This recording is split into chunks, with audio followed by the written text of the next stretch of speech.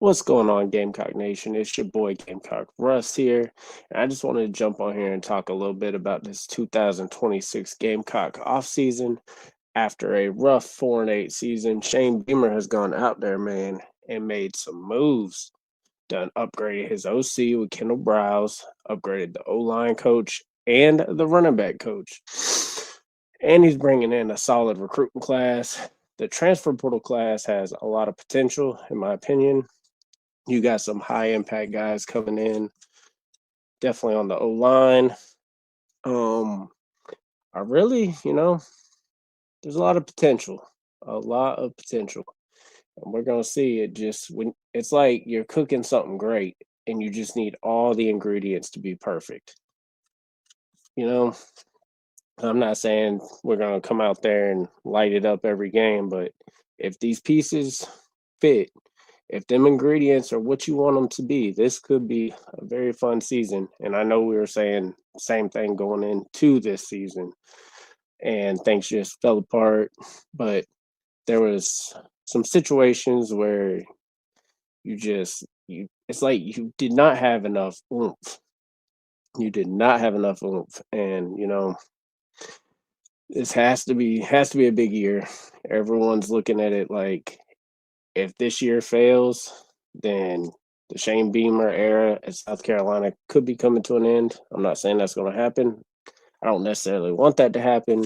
I don't think anybody goes in and they just want, their coach to fail, except for maybe that small portion of, I'm sure every major fan base has, where they just want to be, hey, I'm right so much that they cheer for their team to lose. And it's mind boggling. But that aside, you know, I'm really excited for Kendall Browse. It's the first OC that Shane Beamer's hired that could come in and, has the reputation of success in college. Like not an old retired OC from the NFL or, at the end of their career, like a Mike Bobo. Mike Shula is pretty much this was probably his last effort at OC and it did not work out. It was horrible. But man, let's see. Yeah, Peak, the offensive lineman we got coming in. Like, I know that's just one guy, but he's so good. So good. And if this O line could go on and be 50% better than they were last year, you're looking at a chance to have an even bigger season. And you just need some of these guys that they have great potential, just really hasn't showed it to just come along. The Christian Clark kid, the running back, really excited for him. I think he has a lot of potential and could potentially be, depending on how the running back battles go, he could be running back number two, pushing for running back number one. This is, just in the winter, me just my predictions. So who knows? When we get to August, he could be third, fourth string, or who knows, maybe win the starting job. That we don't know yet. But I really have a lot of high hopes for him. Let's see. Nitro, the wide receiver, I feel like he can come in and make some plays for you. You really have to have somebody that's coming in, step up and make really good impact on that or in that wide receiver room. You got Nick Harbor coming back, and I think he's going to have his best year at South Carolina. He came on strong last year. Yay, he had a couple drops here and there. People are going to look back at that Clemson game where it bounced off his hands and was the pick six that decided the game. But overall, who was your best receiver last year? It was Nick Harbor. And that's coming in a year where he basically stepped away from track and was like, I want to focus on football. And he made so many strides.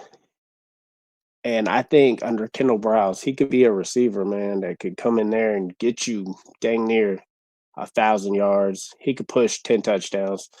Yeah, what was it, like 6 last year in that ballpark, including like 4 or 5 straight games with a receiving touchdown. This is just off memory, so I might be slightly off on that. But I remember in that first game against Virginia Tech, he had a catch in the end zone that I feel was a touchdown catch. Had possession of the ball, was coming down with it, foot inbounds, held on until he pretty much close to hitting the ground, and then it bounced out, and they rolled it incomplete. Which it depends on how you look at it. But to me, I feel like that was a touchdown, so he was kind of robbed on that one. Um, God, what? It's just thinking back to that year. Just it's so stressful. It didn't go the way we wanted it. But being a Gamecock fan, you have to have hope, because if you're just it's over before it starts, then what's the point of even watching, man? What's the point of even cheering? We do have some big high school recruits coming in. Currents, the safety. I feel like he can come in and he might make a play to start game one as a true freshman. Honestly, and he ain't really gonna. Obviously, he ain't gonna start this year. But Landon Duckworth, like, keep him around, develop him. Couple years, he might be the man.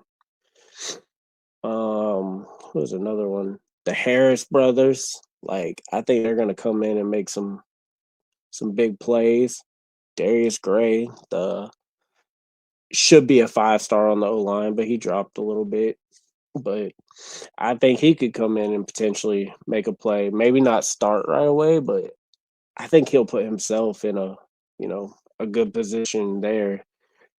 And newly announced 5-star Julian Walker, could he come in and start on the opposite side? Dylan Stewart wreak havoc in the second or in the backfield.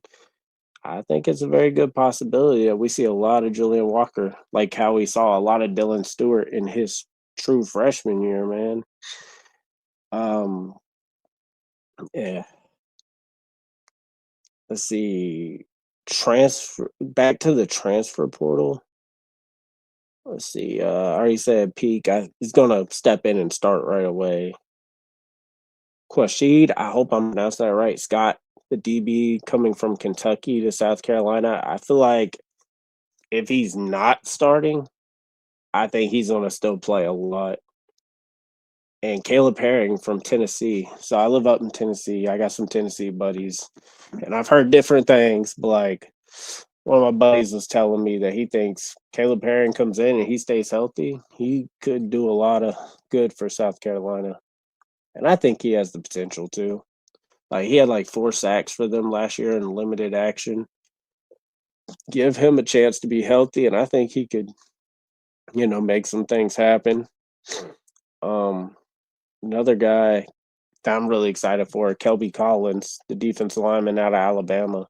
The last guy that came from Alabama worked out pretty well for South Carolina, so I'm hoping this continues. So I really am looking forward to him.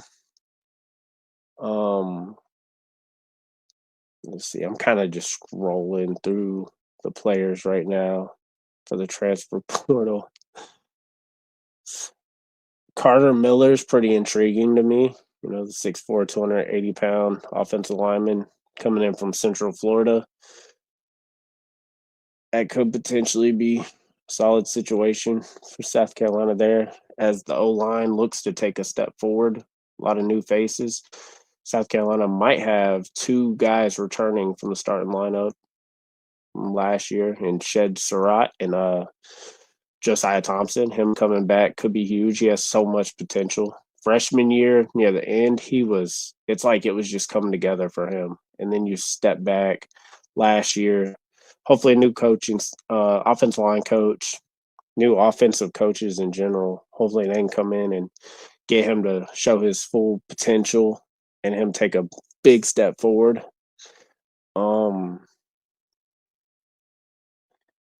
Let's see here. DJ Black coming back, the wide receiver who was a walk-on at South Carolina, and he did a little bit of good over there at Central Florida.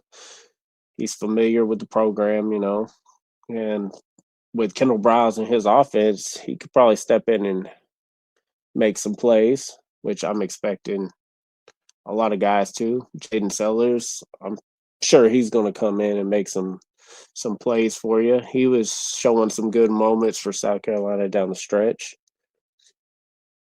And now that he's a year long in college, that could be a really good thing. South Carolina, I feel like through the portal with Upton Bellenfant, the kicker out of Texas Tech, who's from where I'm at here currently, Murfreesboro, Tennessee. He was pretty solid in his career, pretty solid last year at Texas Tech. And that's a spot where, since Pete Limbo's left South Carolina, they have not had a guy that can just come in and, consistently hit field goals. So I'm hoping that can change this year.